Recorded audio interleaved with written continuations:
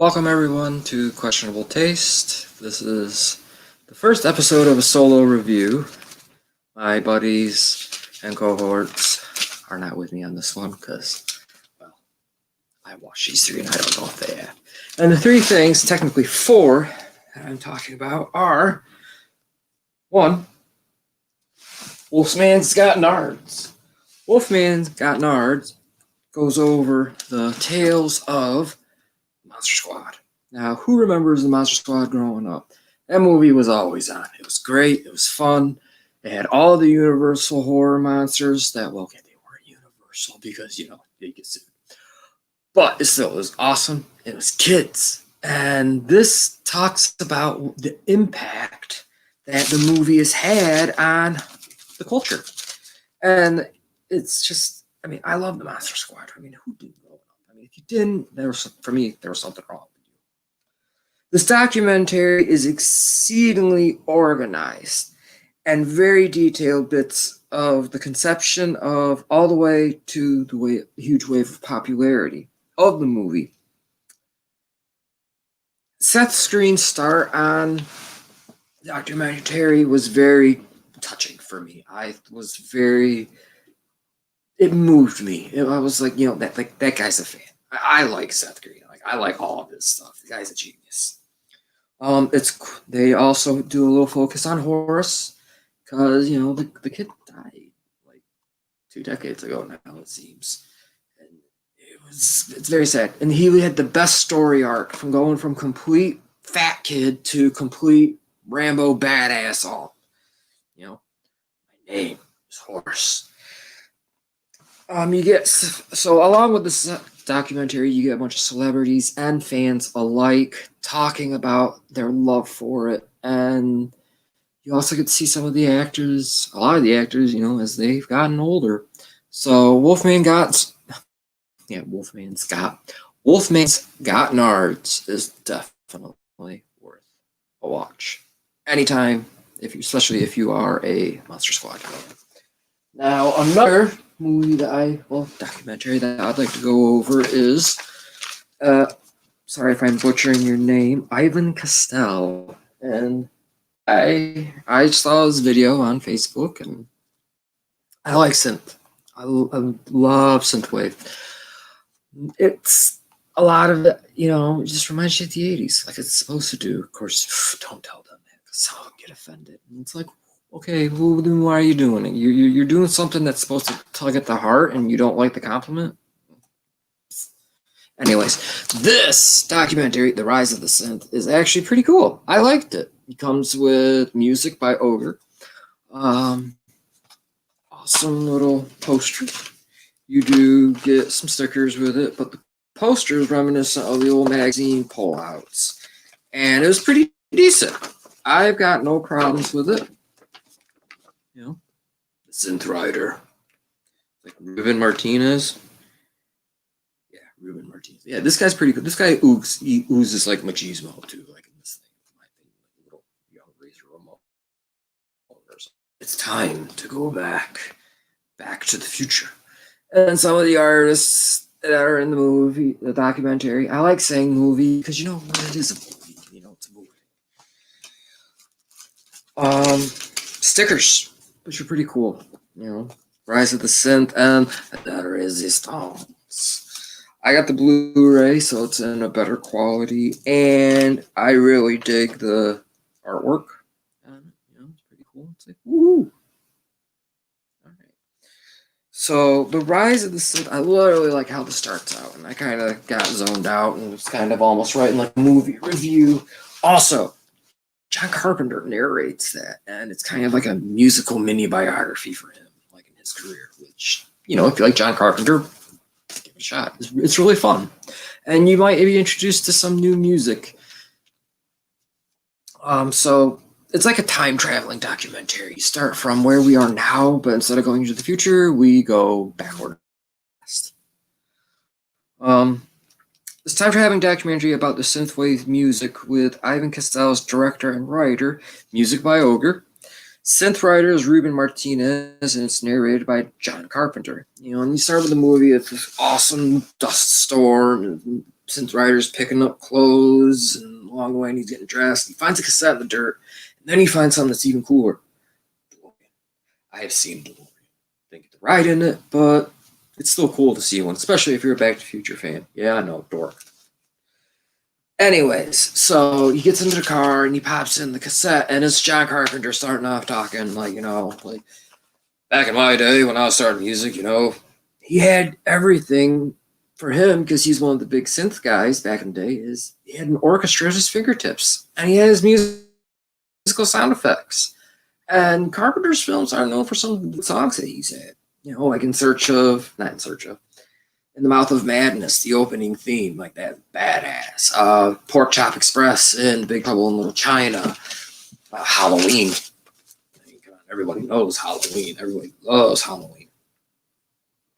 So, he's listening and they're going back in time. But the funny thing is, as he's going back in time, we start getting introduced to the new synthwave artists. Of course, they're like, oh, it's not new. It's been around for a while. It's waves, It's like synthwave. It's just been sitting along the way. No pun intended. Cheesy pun at that. Try not to do more of those. Anyways, the synth artists that they have in here are a bunch of good ones, and I do recommend giving a lot of them a listen. Some are Power Glove, the Valerie Collective, Dance with the Dead, Nina, Carpenter Brute, Gunship, Dynatron, Scandroid, Ghost, G-O-S-T, John Bergen, Electric Youth, The Midnight, 10, who is also the new Retrowave founder and CEO, Nightcrawler. And then, they're explaining their love and what inspires them and how they feel about synthwave. Like, it's really good. And that's about much I want to tell you about that one. Because, synthwave's not for everybody, but it's for a lot of us. And it's fun.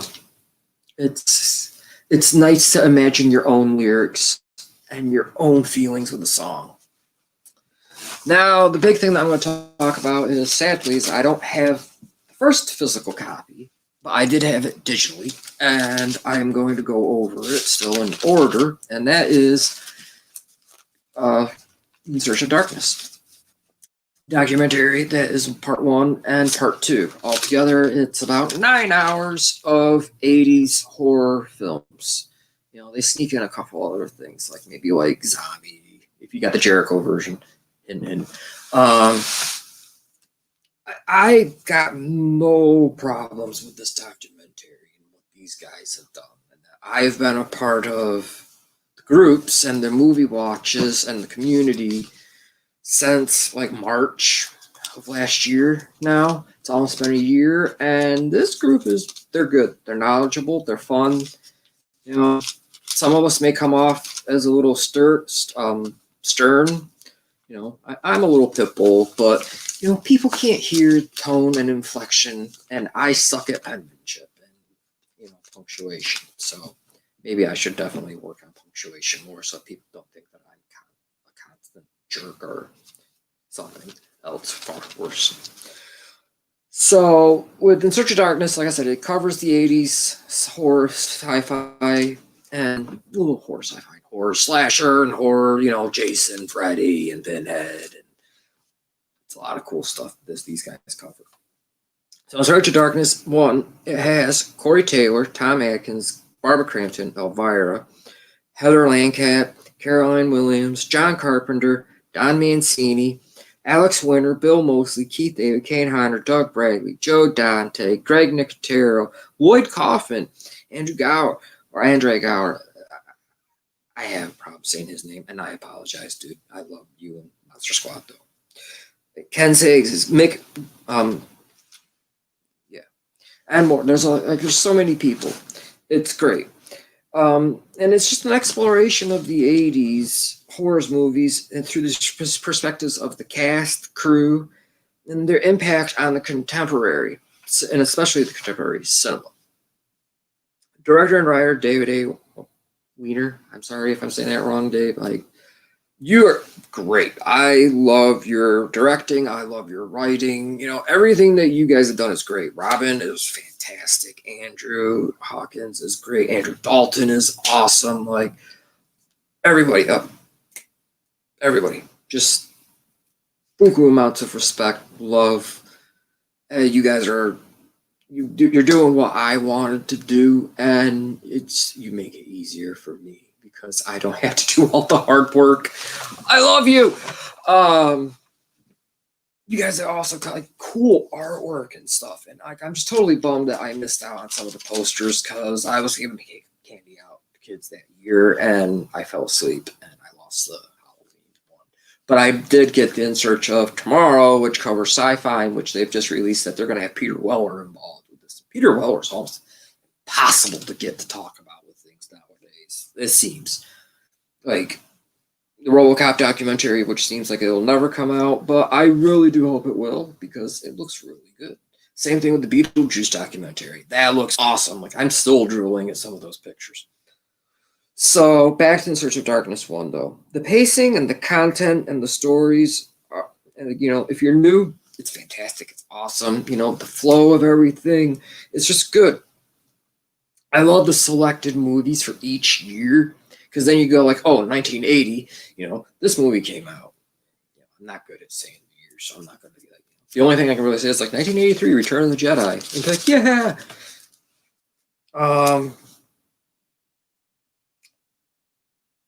It's exceptional.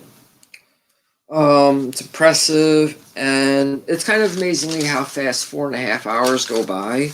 And then you're kind of like, hold on, there's a part 2 and there's more. And yeah, that goes by just as fast. And there's more people that are more obscure that they talk about in 2 than 1, in my opinion.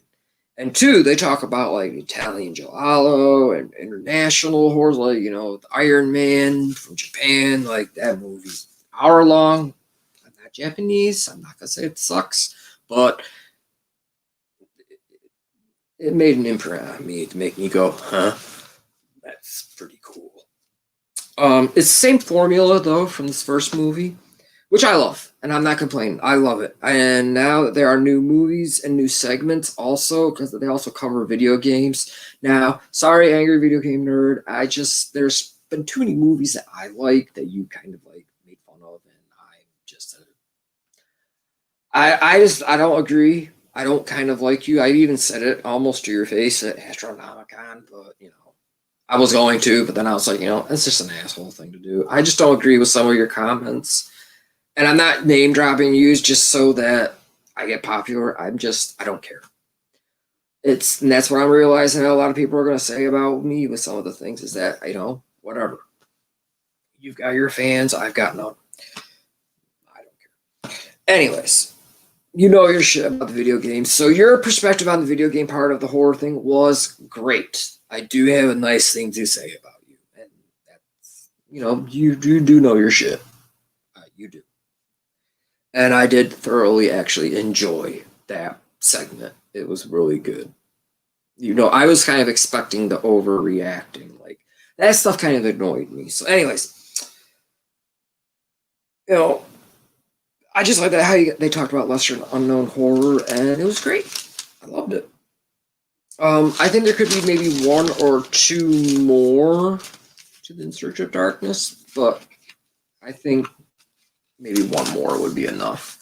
And it'd be like stretching it then. And then that one could be like a final 4.5 hour where it's kind of like, you know, they talk about, I don't know, I can't remember if they talked about Madman Mars. Madman Mars. Love that movie. Madman. Really good. You know, I think maybe we should talk about some of these too. You know, like Blood Theater. Even though it was like, it's kind of weird. Even the director was like, I mean, it wasn't that bad. I've seen worse. Blood Beat, I gotta watch that with the French director, but the dude is inspired by like Marvel, and I'm trying to figure out what the hell this guy was trying to do. But after rewatching the film again, I'm starting to figure it out more. So for me, like, I gotta really not, you know, be distracted. But like, Witch Trap was a fun one. Incubus, that was messed up. Incubus, oh. Demonoid was fun. Night Train to Terror. I just got done watching that one today. That was actually pretty decent. Well, there's more. I'll get into those some other time with the other movies. But yeah, so with the In Search of Darkness 2 stuff, since I backed them, I got like this pretty cool pin. That's cool. I like it. I'm not a pin guy, but just pulling perks. Can't complain. It's free. It's free. Then they send this cool part is the posters. Now this one is like the first one with the kid. I love that kid. I love the Nintendo. That was definitely me. Even I think my mother was like, "Are you sure they didn't base this on you and your brother?" I was like, "They might have. Who knew there was more of us?" So this is like the big logo for the In Search of Darkness Part 2. And like what it is, the journey continues into 80s horror. And it does. It's cool. This is the cool one. I love this one with all the posters and stuff. Like it's really fun. Like c'est Demone and Vamp and the posters. What is that? The Thing? Yeah, The Thing. Sleepaway Camp. Hellraiser. I mean, these guys got a lot of cool designs.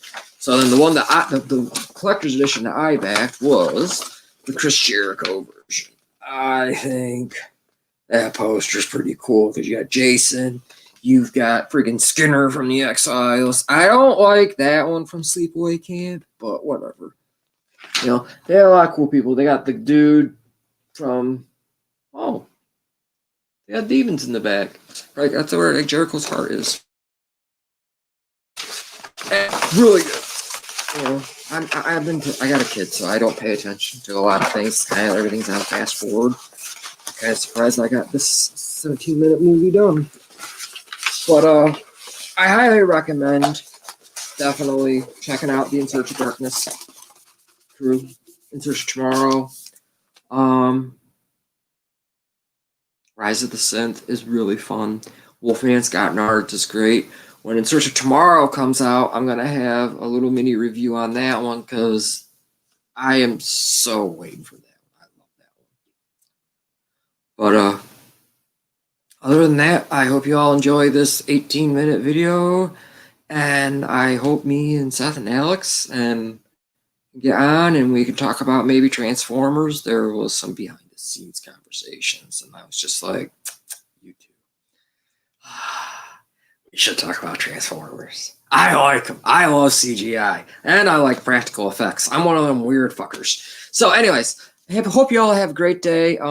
Keep it cool. Keep it safe. Wear your masks. Don't wear your masks. Just don't be a dick. And, be cool. And be cool to each other. And be righteous. And have a great day.